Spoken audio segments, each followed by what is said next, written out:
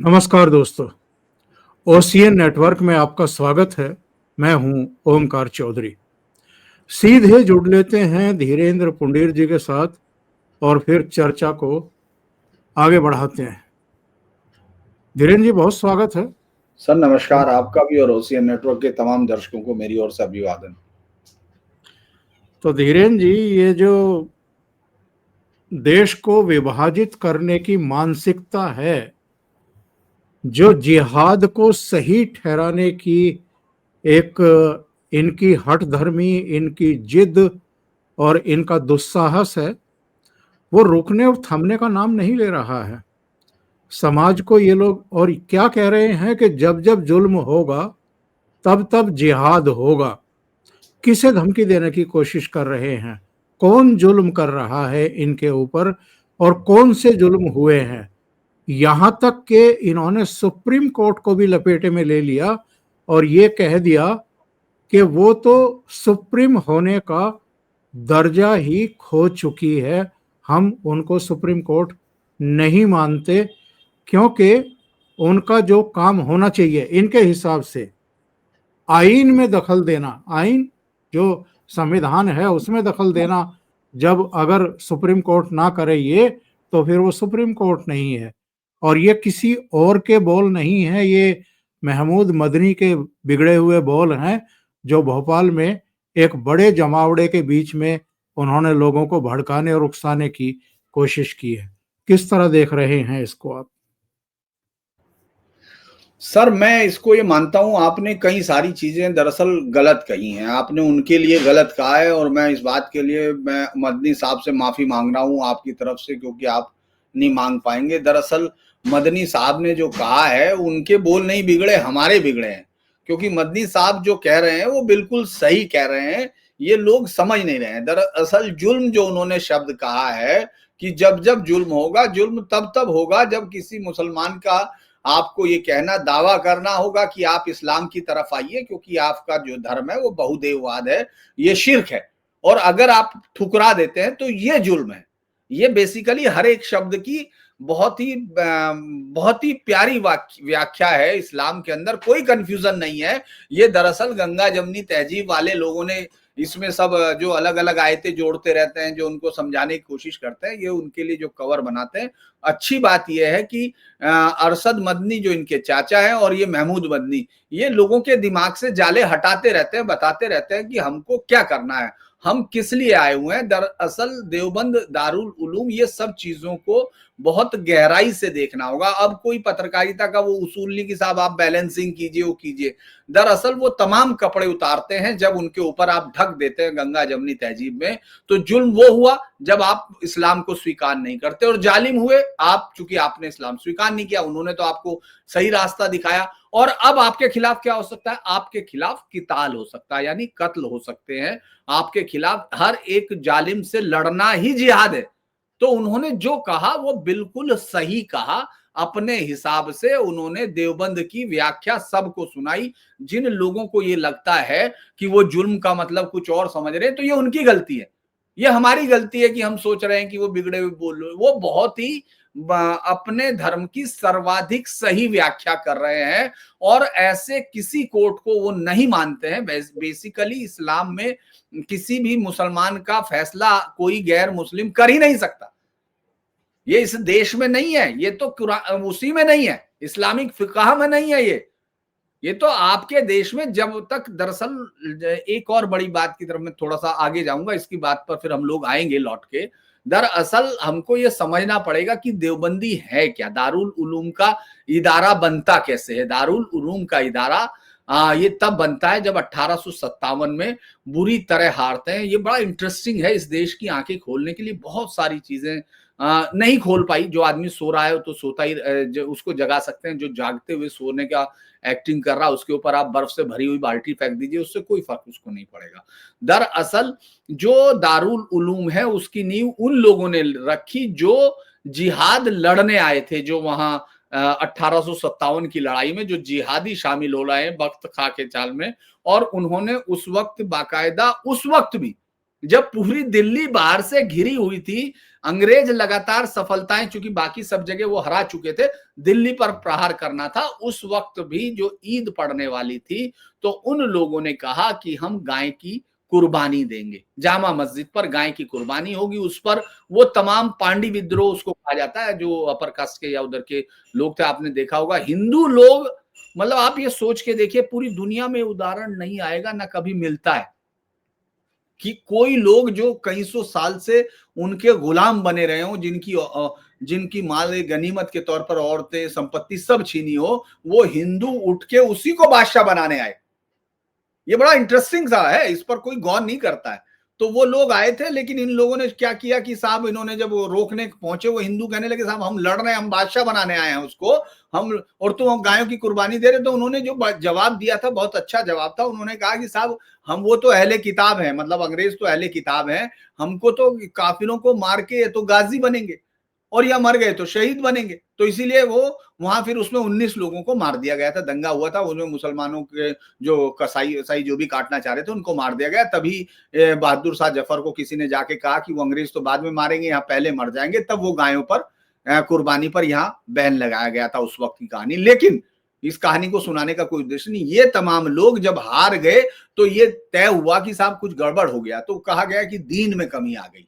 तो दीन की स्थापना के लिए वो लोग वहां पहुंचे जिन्होंने वो बनाया, दीन के लिए देवबंद बना। और देवबंद जब देश की आजादी हुई, देश की आजादी में जो आपने भी पढ़ा, हमने पढ़ा, तमाम लोगों ने देवबंद के रोल को ऐसा करके आपकी आंखों में ठूस दिया और आपके जहन में कि जैसे बहुत बड़ी लड़ाई में वो शामिल था। दरअसल उनका ये मानना था, डिवीजन के खिलाफ में उलेमा जो काउंसिल जिसके ये प्रतिनिधित्व करते हैं, इन लोगों का ये मानना था कि जब इतना बड़ा हिंदुस्तान की जीत, इस्लाम को हिंदुस्तान पे जीत मिल सकती है, तो हम वो छोड़ के छोटा सा हिस्सा क्यों ले रहे हैं। तो ये बाकी को बदलने के हुए, क्योंकि ये तमाम जगह जहां मुस्लिम लीग को वोट मिला था, ये तमाम लोग वो हैं। तो इसीलिए जो वो आज ये कहता है, जब वो ये कहता है, तो उसको उसकी संख्या सपोर्ट करती है। वो अपने धार्मिक चीजों को वो बिल्कुल सही रख रहा है। वो ये बता रहा है कि अब हमारे पास इतनी संख्या है कि हम तुम्हारी कोर्ट को बाजा बजा सकते हैं। सुप्रीम कोर्ट या वो जो बैठ के रात को उनको लगता है मैं 2 बजे खोल दूंगा और इससे बहुत बड़ा वो हो जाएगा। देखिए, उसमें कोई इस सब का कोई मतलब नहीं है, चूंकि मोहम्मद अली जौहर ये कह चुके थे। मुझे लगता है मैं पिछले प्रोग्राम में आपके बता चुका था कि मोहम्मद अली जौहर ने ये कहा अपनी स्पीच में कि एक पतित मुस्लिम, यानी व्याभिचारी और चरित्रहीन मुस्लिम महात्मा गांधी से बेहतर है। ये उसने तब कहा। तो वो जो क्लैरिटी है, उनके पास क्लैरिटी है, इसीलिए मैं नहीं मानता कि वो है। ये तो बाकी को सोचना है, सरकारों को सोचना है, क्योंकि उसका एक बयान बड़ा इंटरेस्टिंग था और वो ज्यादा बड़ा है कि मुर्दा कौमें जो है वंदे मातरम गाती। अब वो जो अभी आपने देखा होगा, परसों तरसों बहुत नाच के ममता बनर्जी की पार्टी के लोग कह रहे थे कि हम तो वंदे मातरम गाएंगे, फला गाएंगे। अब उनसे कहिए कि आप तो गाएंगे, इनसे गवाइए, क्योंकि मुर्दा कौमें गाएंगी। दरअसल उनके अंदर पूरी क्लैरिटी रहती है। और वो जो कह रहे, वो अरशद मदनी, आपको याद होगा, इसके चाचा ने पिछले हफ्ते क्या कहा, एक ही हफ्ता तो हुआ। आप ये सोचिए कि ये पूरा जो देवबंदी इस्लाम यहां से फैलता है, जो महज बीजो दुनिया के 80% उसका वो है, वो जिस तरह का आइडिया है, जो सलाफी और देवबंदी और ये सब मिल जाए वहां भी, तो आप ये देखेंगे दुनिया में होने वाली कितनी बड़ी आतंकी वारदातों के आइडियोलॉग ये लोग हैं। तालिबान का मतलब यही है, तालिब जो पढ़ के निकले हुए स्टूडेंट्स जो वहां से निकले, देवबंदी जितने देवबंदी तालिबानी जो मदरसे हैं, वो सब देवबंदी मदरसे हैं। बेसिकली वही मदरसे हैं जिससे रेडियो मुल्ला निकलता है, जिससे वो तमाम लोग निकले। यहाँ तक कि आपने देखा होगा, पाकिस्तान का वो आया था, मेरे नाम उतर रहा है जहन में, वो पगड़ी सी बांध के बहुत ही बड़ा वो जो मुल्ला और रेडियो मुल्ला और ये तमाम मुल्ला वहीं से निकले हुए हैं। तो दरअसल उनमें अंतर कुछ नहीं है। वो कई बार लाइन से बोलते हैं, क्योंकि वो इस्लामिक अवधारणा है। मैं बहुत ज्यादा दर्शकों को उसको मैं बता सकता हूं कि वो किस लिए और क्या कर रहे हैं, ये भी मैं जानता हूं कि वो जिहाद के किस हिस्से को, दरअसल जब वो ये बोल रहा है तो खुद एक जिहाद कर रहा है। जिहाद भी लिसान, यानी जो जबान से किया जाता है, जिसमें आप झूठ की कई परतें बनाकर मिस इन्फॉर्मेशन देते हैं, वो सब वो कर रहा है। वो जानता है कि अब वो सच बोलने की कोशिश कर रहा है कि देखिए, आप सुप्रीम कोर्ट सुप्रीम नहीं रहा। वो बहुत पहले से कहते हैं, अगर आप उनकी बात नहीं मान रहे हैं तो आप कुछ नहीं, वो 1991 के जिस प्लेसेस ऑफ वर्शिप एक्ट की बात कर रहे हैं वो 1991-92 में बनाया, क्योंकि इनको सैचुरेट करने के लिए बनाया। और मैं अगर आप 1 मिनट के लिए मेरा वो करेंगे तो मैं 1 मिनट के लिए, क्या मैं उस पर आप अपनी स्क्रीन पे लें, तो मैं 1 मिनट मुझे दीजिए स्क्रीन से, सिर्फ 1 मिनट का आप उसको उड़ाइए जी। एक बार अपनी स्क्रीन पे आप कीजिए, मुझे 1 मिनट स्क्रीन से 1 सेकंड के लिए हटना है सर। जी जी जी अब जी सर, अब आप खोल सकते हैं। जी मैं अब ये कहना चाहता हूं कि बहुत ही बहुत मतलब अब बहुत ही अच्छी तरीके से उन्होंने बताया है। ये मेरी किताब नहीं है, मतलब ऐसी कोई किताब नहीं जो संघ के या किसी के आदमी की किताब हो, क्योंकि उस पर बहुत ज्यादा होता है। ये किताब है और उसने साफ तौर पे कहा है कि मुस्लिम्स जो है हिंदुओं पर गैर जरूरी, उसके मुताबिक ये उन्होंने लिखा है कि हिंदुओं पर वो बार बार प्रेशर बनाएंगे, ब्लैकमेल करेंगे और वो ब्लैकमेल करके उनसे अनड्यू वेटेज हासिल लेते रहेंगे। हालत ये है कि मौलाना मोहम्मद अली जैसे एक महान भारतीय सच्चे मुसलमान ने अपने शरीर को हिंदुस्तान की बजाय यरूशलेम में दफनाया जाना प्रतीत हुआ है ना। मतलब ये देखिए, अब ये लाइन है, इसलिए मैं कह रहा हूं कि इसको बार बार पढ़ना चाहिए। और ये किसी की किताब नहीं है, ये 1945 में छप गई थी, 39 और 45 में छप गई है। और आप ये सोचिए कांग्रेस ने किस तरह से इस किताब को नस्ताबूद किया। उन्होंने उस समय कहा कि आबादी का कंप्लीट ट्रांसफर ही हल होगा।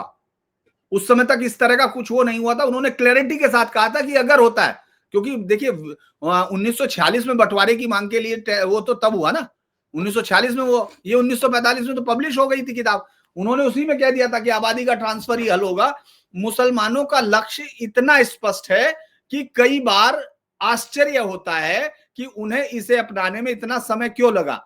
इस बात के प्रमाण है कि कुछ मुसलमानों ने तो अपने इस अंतिम लक्ष्य को 1923 में ही जान लिया था। ये एक के बाद एक मैं ये कह रहा हूं कि हम लोगों को इसके बारे में जो ये कह रहे हैं कि भाई साहब सुप्रीम कोर्ट सुप्रीम नहीं रहा, अभी सुप्रीम कोर्ट इस पे कोई संज्ञान नहीं लेगा, अभी कोई संज्ञान उसको लेना नहीं है। वो अगर ये सब चीजें हो तो इनके तो राइट्स ये कैसे, हाँ इस्लाम में, मतलब इस किताब में आपको क्या क्या मैं दिखा सकता हूं कि ये बात है। हाँ देखिए अब ये बात है, अब आपको मैं ये लाइन जिसके लिए मैं था, ये पेज नंबर 268 पे है, ताकि अगर दर्शकों को वो देखना हो तो देख सकते हैं जाके। किताब का नाम है पाकिस्तान अथवा भारत का विभाजन, डॉक्टर BR अम्बेडकर, जिन्होंने संविधान, जिनके संविधान को आजकल वो लहराते हुए दिखते हैं। ध्यान देने वाली दूसरी बात, हिंदुओं की कमजोरियों से लाभ उठाने की मुसलमानों की भावना है। हिंदुओं द्वारा विरोध करने पर पहले तो मुसलमान अपनी बात पर अड़ते हैं और उसके बाद हिंदू जब मुसलमानों को कुछ दूसरी रियायतें देकर मूल्य चुकाने के लिए तैयार होते हैं तो मुसलमान जिद छोड़ देते हैं। ये दरअसल सारी टैक्टिस्ट है, ये सब है। आप एक एक चीज, इसीलिए मैं कहता हूं कि हम अगर आंख बंद कर लेंगे, इसका मतलब ये नहीं कि दुनिया को दिखना बंद हो जाएगा, दुनिया देखती है। दरअसल जब भी आप उनको किसी इस तरह की विधायी जगह में जगह देते हो, आपने उनको इस्लामिक आइडिया को, तमाम चीजों को, प्लेसेस ऑफ वर्शिप एक्ट इस देश पर थोपा गया एक्ट था। इस देश में धर्मनिरपेक्ष थोपा गई चीज है जो लिखी गई है कॉन्स्टिट्यूशन में। इन्होंने क्या कहा है, एक बार जरा इस पर गौर करते हैं और दर्शकों को सुनवा देते हैं। इन्होंने भोपाल में कहा है कि लव जिहाद, लैंड जिहाद, एजुकेशन जिहाद और थूक जिहाद जैसे शब्दों का इस्तेमाल करके मुसलमानों को बहुत दुख पहुंचाया जाता है, उनके धर्म का अपमान किया जाता है। सरकार और मीडिया में जिम्मेदार पदों पर बैठे लोग भी ऐसे शब्दों का इस्तेमाल करते हैं। उन्हें ना कोई शर्म आती है, ना उन्हें पूरे समुदाय को चोट पहुंचाने की परवाह है। इस दौरान विवादित टिप्पणी करते हुए महमूद मदनी ने यह भी कहा कि जब जब जुल्म होगा तब तब जिहाद होगा। यानी ये चाहते हैं कि जो हिंदू लड़कियों के साथ ये लोग कर रहे हैं उसको लव जिहाद ना बोला जाए। जो इन्होंने सरकारी जमीनों पर कब्जे करके मस्जिदें, मजारें, यतीम खाने और दूसरी चीजें बनवा ली हैं उसको लैंड जिहाद ना बोला जाए। जो ये अल फलाह यूनिवर्सिटी के जरिए या दूसरी मदरसों के जरिए कर रहे हैं उसको एजुकेशन जिहाद ना बोला जाए। और जो ये ढाबे पर, होटलों में, रेस्टोरेंट में थूक करके खाना बना करके परोस रहे हैं उसको थूक जिहाद ना बोला जाए।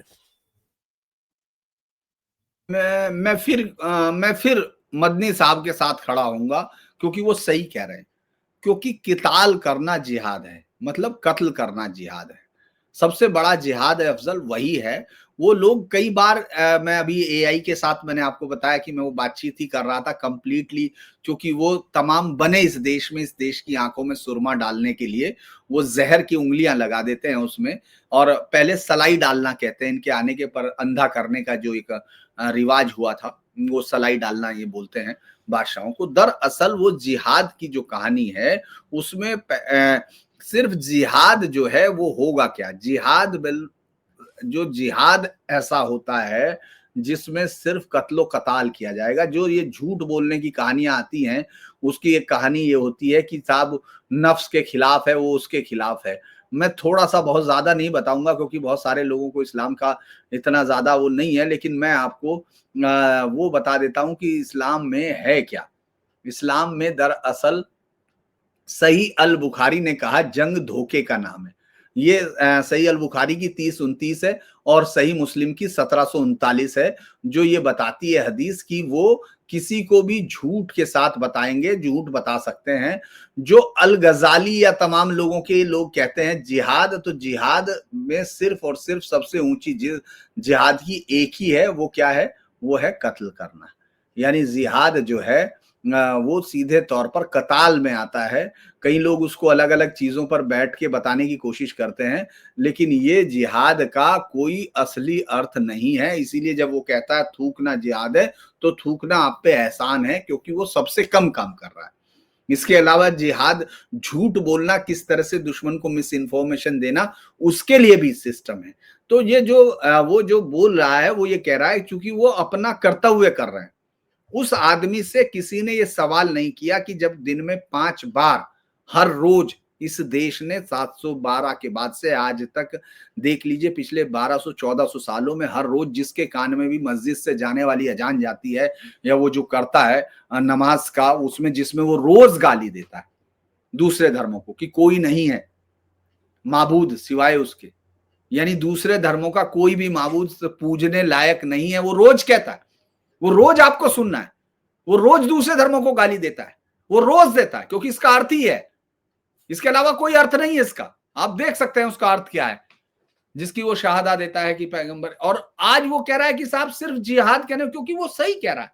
उसका कहना है कि आप कत्लो कताल के सामने कहां ये थूकने उकने जैसी चीजें कर रहे हो साहब। अभी आपको जिहाद देखना है तो हम दिखाएंगे आपको जिहाद। कहां दिखाया जिहाद? उन्होंने दिखाया मालाबार में। जिहाद कहां दिखाया? जिहाद दिखाया डायरेक्ट एक्शन डे पे। जिहाद कहां दिखाया? जिहाद नोआखली में दिखाया, और उसके बाद सैकड़ों दंगों में दिखाया। अगर नहीं समझ में आया तो ये गलती है। संभल में दिखाया, अभी 78 में मार के उसको, जिसको कुएं में दफना दिया गया, वो भी जिहाद का हिस्सा। ये तमाम हिस्से जिहाद के हैं, इसीलिए ये थूकना, ये सब करना, ये जिहाद का हिस्सा नहीं हो सकता सर। ये बहुत छोटी बात है। वो यही कहने की कोशिश कर रहा है कि आप समझ नहीं रहे हो, हमारे लिए जिहाद का मतलब कुछ और है, आप उसका कुछ और समझ रहे हैं। दरअसल सबसे इन जिहादियों का इलाज क्या है? मैं कुछ और अंश इनके भाषण के दर्शकों को पढ़ करके बता देता हूं। इन्होंने कहा कि देश के मौजूदा हालात बहुत संवेदनशील और चिंताजनक है। दुख की बात यह है कि एक समुदाय को कानूनी तौर पर कमजोर, सामाजिक रूप से अलग थलग और आर्थिक रूप से बेदखल किया जा रहा है। उनके धर्म, पहचान और वजूद को कमजोर करने के लिए मॉब लिंचिंग, बुलडोजर एक्शन, वक्फ प्रॉपर्टी पर कब्जा और धार्मिक मदरसों और सुधारों के खिलाफ नेगेटिव कैंपेन जैसी कोशिशें हो रही हैं। आज मुसलमान रास्ते पर अपने आप को असुरक्षित महसूस करते हैं। उन्हें कदम कदम पर नफरतों का सामना करना पड़ता है। अब हमें तैयार भी होना पड़ेगा। घर वापसी के नाम पर किसी खास धर्म में शामिल करने वालों को खुली छूट हासिल है, उन पर कोई सवाल नहीं उठाता है और न ही कानूनी कार्रवाई होती है। ये पूरी तरह से दोहरा रवैया है। इन्होंने ये भी कहा कि किसी देश में लॉ एंड ऑर्डर और क्राइम फ्री समाज बनाना इंसाफ के बिना नामुमकिन है। दुख की बात है कि पिछले कुछ सालों में खासकर बाबरी मस्जिद और ट्रिपल तलाक जैसे मामलों में फैसलों के बाद ये आम सोच बन गई है कि कोर्ट सरकारी दबाव में काम कर रहे हैं। अल्पसंख्यकों से जुड़े संवैधानिक नियमों और बुनियादी सिद्धांतों की कई व्याख्याओं ने न्यायपालिका की भूमिका पर गंभीर सवाल उठाए हैं। सुप्रीम कोर्ट उस समय तक ही सुप्रीम कहलाने का हकदार है जब तक आईन की पाबंदी करे और कानून के कर्तव्य का ख्याल रखे। अगर ऐसा ना करे तो वह नैतिक तौर पर सुप्रीम कहलाने का हकदार नहीं है। ये सीधे सीधे मुसलमानों को भड़का रहे हैं, ये सड़कों पर उतरने के लिए उकसा रहे हैं।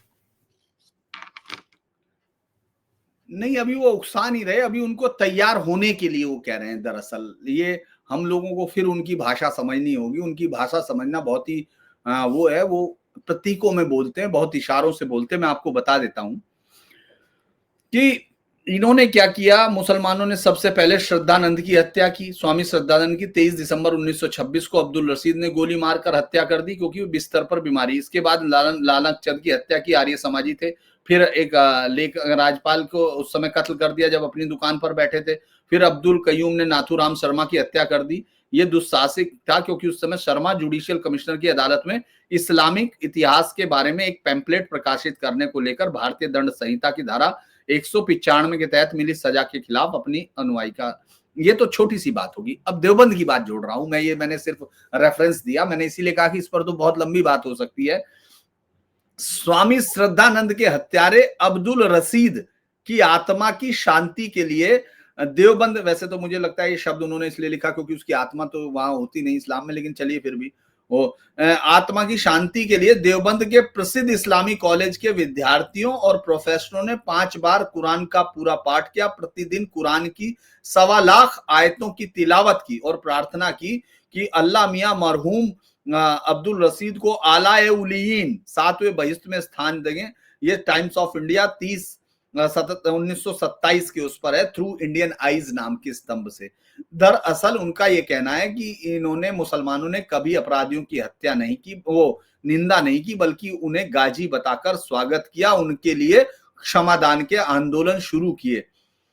कयूम नाथूमल की हत्या का दोषी नहीं है। एक बरकत अली ने कहा, बैरिस्टर जो सबसे मशहूर बैरिस्टर था, उसने कहा कि कयूम नाथूराम की हत्या का, नाथूमल की हत्या का वो नहीं है, क्योंकि कुरान के कानून के अनुसार यह न्यायोचित है। तो ये जो आप जो सुन रहे हैं वो सब वो उसी के हिसाब से कह रहे हैं, और ये बार बार इस देश में ये होता रहा है।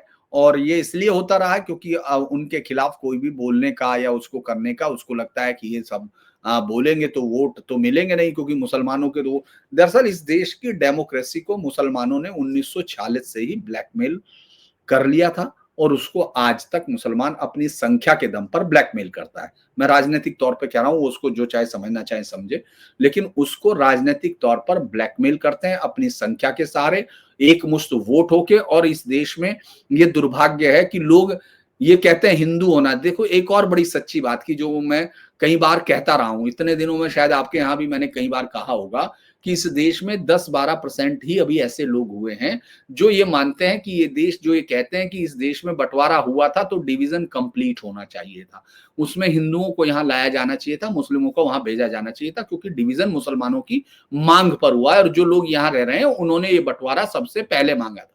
इसमें कोई बाई चॉइस नहीं है। वो जो झूठे और मक्कार हैं वो जानते हैं कि वो क्या बोलना चाहते हैं। अगर आप उसको देखें तो वो कह रहे हैं खुद कि 10% ऐसे हुए जो इस तरह के लोग हैं। 10% उनके साथ है, 10% हमारे साथ है, 60% अभी तक वो कहते हैं कि वो नहीं हुए हैं, वो चुप है, खामोश है। ये हिंदुओं के बारे में उन्होंने कहा। तो 10% ही हिंदू इस तरह का है जो ये बात खुल के कह रहा है कि भाई सवाल होने चाहिए, सवाल उठने चाहिए, क्योंकि आप ना तो उसको उनकी वोटों की ताकत ने आपको इतना कमजोर और मजबूर कर दिया कि आप एसआईआर का विरोध करते हैं, आप किसी भी कानून में बदलाव का विरोध करते हैं, आप एनआरसीए का विरोध करते हैं, आप नेशनल रजिस्टर ऑफ, और कहीं भी है नेशनल रजिस्टर ऑफ सिटीजनशिप, दुनिया के कई देशों में, बहुत सारे देशों में कोई वो है ही नहीं, आप उसका विरोध करते हैं, क्योंकि मुस्लिम वोट ये जानता है कि हम किस तरह से नेताओं को अपने घुटनों पर गिरा सकते हैं, जो जातिवादी या जो कबीलाई या जिसको जो है भाषाई तौर पर या क्षेत्रीय आधार पर जो अपनी राजनीति करते हैं, वो हमारा सबसे आसान शिकार होंगे। सबसे पहले कांग्रेस शिकार हुई, अगर आप देखेंगे तो 1946-47 के बाद, जब डिवीजन के बाद जो 1951-52 में चुनाव हुआ था, तो बहुत सारे राष्ट्रवादी मुसलमानों ने इस बात के लिए अफसोस जाहिर किया, बाकायदा इंटरव्यू दिए गए, और इनके इंटरव्यू लेने वाला और कोई नहीं, विपिन चंद्रा था। उसने ये कहा कि जो बहुत सारे राष्ट्रवादी मुसलमान थे, उन्होंने कहा कि हमारी पीठ में कांग्रेस ने छुरा घोंपा है, क्योंकि जब हम मुसलमानों को ये समझाने में कामयाब हो गए थे कि ये देश आज भी इस बंटवारे के बाद भी और आपकी इतनी कृत्यों के बावजूद आपको यहाँ रोके हुए है, जिन्होंने वोट किया था उनकी बात वो कर रहे हैं, इसके बावजूद कांग्रेस के नेताओं ने एक मुश्त वोट के लिए जो लीग के तीसरी चौथी श्रेणी के नेता यहाँ बच गए थे, उनके साथ पैक्ट किए, और उन्होंने कहा कि जो ये राष्ट्रवादी मुसलमान है, अगर आप इनको लाओगे तो वोट आपके कट जाएंगे। लिहाजा जो कांग्रेस ने गुपचुप करके उनसे समझौते कर लिए, क्योंकि उन्होंने वोट लाके दे दिए। जो तब से आज तक इस देश की राजनीति का यही दुर्भाग्य है कि वो इसी तरह से चल रही है। जी, आपका आपका इस देश में जो आग लगाने की कोशिश हो रही है और जो मूल समस्या है एक्चुअल में, उसके बारे में ऐसा नहीं है कि कोई परिचित नहीं है या जानकारी नहीं है कि कहाँ से ये सब चल रहा है। इसकी जड़ों में मट्ठा डालने से सरकारें क्यों डरती रही हैं, जो कि समाज को भी और देश को भी तोड़ रहे हैं, और एक बार तो टूट चुका, बल्कि दो हिस्सों में विभक्त हो चुका, एक पूर्वी पाकिस्तान के रूप में, एक पश्चिमी पाकिस्तान के रूप में, और आज फिर उसी मोड़ पर ये लोग देश को ला करके खड़ा कर देना चाहते हैं, बल्कि मैं कहूँगा कि ला करके खड़ा कर चुके हैं। ये कितना बड़ा खतरा है और इससे निपटने के लिए क्या करने की जरूरत है? देखिए, सबसे पहले तो खतरा पहचानने की जरूरत है। अभी भी लोग खतरा नहीं पहचानते। आप शत्रु बोध से आए हैं, आपने देखा होगा अभी भी लोगों के अंदर ये समझ में नहीं आता उनको कि वो कैसे निपटे, क्योंकि जब तक आप मदरसों पर पाबंदियां नहीं लगाएं, दारुल उलूम क्या है? मदरसा है, आप उसको कुछ भी नहीं कर सकते। मकतब जितने भी ये आजमगढ़ में है, ये सब में ये क्या है? ये सब वही पढ़ा रहे हैं कि ये काफिर हैं, ये सब है, और आप भले उनसे कुछ भी आप आपके सामने झूठ बोल दें या कुछ झंडा फहरा दें, वो हिस्सा है, वो उसी चीज का हिस्सा है जो जो वो बोल रहा है, जिहाद का हिस्सा है कि किस तरह से वहां बेवकूफ बनाना है। तो वो कई किस्म के हैं। तो वो जो झूठ और मक्कारी के लिए सबसे पहले अगर आपको कंट्रोल करना है, तो जो हेमंता बिस्व शर्मा ने किया, सबसे पहले मदरसे बंद कीजिए, और ये देखिए कि किसी भी दूसरे धर्म के लिए अगर आप बोलते हैं तो आपके साथ क्या होगा, कानून को और सख्त बना। आप ये सोचिए, कल एक बड़ा बड़ा एक इंटरेस्टिंग मैंने देखा कि उसको मैं जो देख रहा था उसको एक बड़ा सजा मिली। एक 2021 का एक केस था अलकायदा के एक पार्ट का लखनऊ में। तो उसमें 2 लोगों को 20-20 महीने की सजा मिली है, चूंकि उन्होंने काटा। अब उन्होंने चूंकि लॉजिस्टिक सप्लाई किए थे, एनआईए उनको बहुत कुछ दे नहीं सकती थी सबूत, उन्होंने हथियारों में सब। अभी बाकी है 3 जिन पे यूएपीए की धारा, इन पे यूएपीए की धारा भी नहीं लग पाई। अब ये कैसे तय होगा कि जब उन्होंने हथियार दिया तो उन्होंने सोच क्या रहे थे?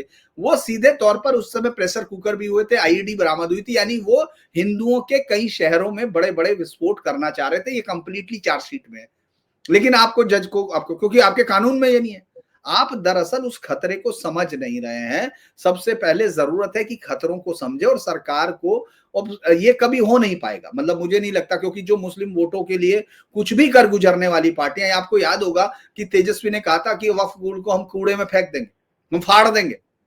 कि कोई माइका लाल नहीं जो इनको हाथ लगा सकता है। आज आप बंगाल में कुछ भी कर पाएंगे। फिरहाद हकीम क्या बोल रहा है, आप कुछ भी कर सकते हैं। हुमायूं कबूर क्या बोल रहा है। तो दरअसल इनका एक ही मतलब मुझे लगता है कि जो इस तरह का अतिवादी आइडिया है उसके खिलाफ योगी आदित्यनाथ का जिस तरह का एक आइडिया है या हेमंत बिस्वा शर्मा है, सीधे तौर पे कि वो जानते हैं बेसिकली योगी आदित्यनाथ उस नस को छूते जरूर है। अभी समय लगेगा, मुझे लगता है कि वो है जब वो बोलते हैं कि पॉलिटिकल इस्लाम पर चर्चा नहीं हुई, तो वो इसी हिस्से की बात करते हैं। यही पॉलिटिकल इस्लाम है, यही हत्याओं को उकसाने वाला इस्लाम है। दरअसल वो जो ये कह रहा है, जो स्क्रीन पे आपको कह रहा है कि सुप्रीम कोर्ट को वो मानता ही नहीं, तो वो अंदर क्या कहेगा, क्योंकि आपकी तो एंट्री है नहीं, आप तो जा नहीं सकते हैं। ये बहुत ही और सबसे बड़ी बात है जब 2001 में जब अमेरिका पर अटैक हुआ, जब वो उनका सबसे बड़ा दुनिया का सबसे बड़ा आतंकी हमला हुआ, तो उन लोगों ने पहली बार वेस्ट ने समझा कि ये कहना क्या चाहते हैं। पुरानी कंसेप्ट ऑफ वॉर निकाली गई। लेकिन आप ये सोचिए ये नैरेटिव इतना तकड़ा है, इसको काटा नहीं जा सकता। जोरान ममदानी का चुना जाना या सादिक शेख का, और वहां या तो हो सकता है कि हम लोग उस मीडिया को झूठी मान लें जो वहां दिखा रहा है किस तरह से अभी हो गया ना। अभी आप देखिए ये हर जगह इस तरह के पॉलिटिशियंस आप मिलेंगे। ट्रंप जो पहले फेज में क्या कह रहा था और अभी हमला हुआ है तो वो 13 देशों को कोस रहा है। जिसने अभी अफगान के शरणार्थी, उसको ये नहीं मालूम है क्या, उसको तो अच्छे से मालूम होगा विचारधारा क्या है। दरअसल ये सबसे बड़ी दिक्कत ये है कि आप देखेंगे मीडिया से लेके सब जगह पर, हर जगह पर उन लोगों ने एक पॉलिटिकल जो जिहादी आइडिया है उसमें सबसे बड़ा है कि आप अपनी आपकी वैल्यू को इनविटेबल कैसे कर दे, उनके लिए सबसे मजबूत कैसे बना दे, ताकि जो राजनीतिक सिस्टम में बैठे हुए लोग हैं वो आपकी वोट के लिए कुछ भी कर गुजरे। ये बहुत जरूरी है। आपको डेमोग्राफी चेंजेस पर बहुत स्ट्रॉन्ग लेने होंगे। आपको एक भी किस्म के हेटेड क्राइम को आपको समझना होगा, धार्मिक क्राइम को। जो हिंदुओं के रिएक्शंस वो तभी आते हैं, आपने देखा होगा ज्यादातर दंगे, एक भी दंगा आप ढूंढिए जिसमें आपको ये लगेगा कि इधर से कोई शुरू कर रहा हो या हिंदू एक्ट में शुरू हुआ हो, बहुत रेयर आपको ऐसे मिलेंगे। ज्यादातर बहुत रिएक्शंस आपकी कौम को भी दिक्कतें में पैदा कर रहा है। आप अपने बच्चों की तरफ सोचिए जिन लोगों को अब ये समझना पड़ रहा है, वो भी गुस्सा उनके अंदर भी आ रहा है। तो बजाय इसके कि आप उनको बदल रहे हैं, वो आपको बदल रहे हैं। आपको अगर बचाए रहना है, बचना है, तो आपको अपनी मान्यताओं और उसके ऊपर इनके ऊपर जो भी इस तरह के आइडिया है, मैंने कहा मदर से, ये चूंकि इसकी जड़ है, शुरुआती जड़ वहां से आती है, उसके बाद आप आगे जाकर बात करेंगे। तो पहले तो मदरसों पर होगा और योगी जैसे पॉलिटिशियंस को जो मुखर हैं, जो समझते हैं, उनको और ज्यादा सपोर्ट देने की जरूरत होगी। जी बहुत बहुत धन्यवाद आपका धीरेन्द्र जी, इतना समय निकालने के लिए, जुड़ने के लिए और एक बहुत महत्वपूर्ण ज्वलंत विषय पर चर्चा करने के लिए। Thank you so much. नमस्कार।